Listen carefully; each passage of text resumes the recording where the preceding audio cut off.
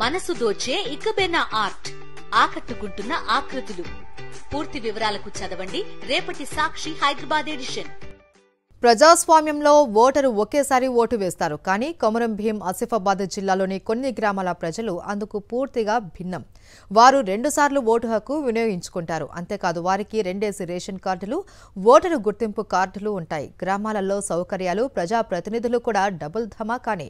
కొమరం భీం ఆసిఫాబాద్ జిల్లాలోని 12 గ్రామాల ప్రజలకు 2 చొప్పున ఓటర్ ఐడి కార్డులు ఉన్నాయి. ఈ గ్రామాలు తెలంగాణ, మహారాష్ట్ర సరిహద్దుల్లో ఉండటంతో 2 రాష్ట్రాల ప్రయోజనాలను పొందుతున్నారు. ఇరు రాష్ట్రాలకు జరిగే ఎన్నికల్లో ఓట్లు వేస్తారు. అసెంబ్లీ, లోక్సభ ఎన్నికలతో పాటు స్థానిక సంస్థల ఎన్నికల్లోనూ ఇదే పద్ధతిని అవలంబిస్తున్నారు.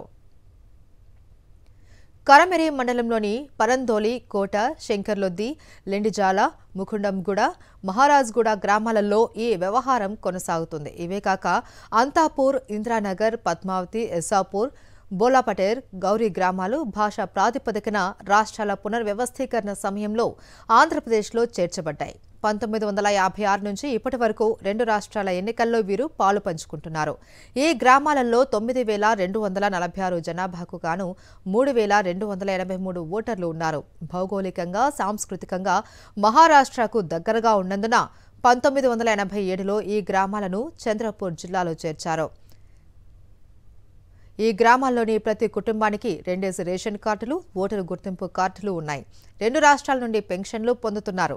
గ్రామాలలో 2 రాష్ట్రాలు ఏర్పాటు చేసిన విద్యుత్ స్తంభాలు, పాఠశాలలు, అంగన్వాడీ కేంద్రాలు, ఆరోగ్య ఉప కేంద్రాలు 2 ఉండటం విశేషం. అంతేకాదు సర్పంచ్, ఎమ్మెల్యే, ఎంపీ, సీఎంలు కూడా ఇలా 2 రాష్ట్రాల ప్రజా ప్రతినిధుల పరిధిలో వీరు ఉంటారు. మహారాష్ట్ర, ఉమ్మడి ఆంధ్రప్రదేశ్ మధ్య గత 7 దశాబ్దాలుగా భూ వివాదం పెండింగ్లో ఉంది. ఉమ్మడి ఆదిలాబాద్ జిల్లాలోని కెరమెరి మండలంలో ఈ పరిణామం కొనసాగుతోంది.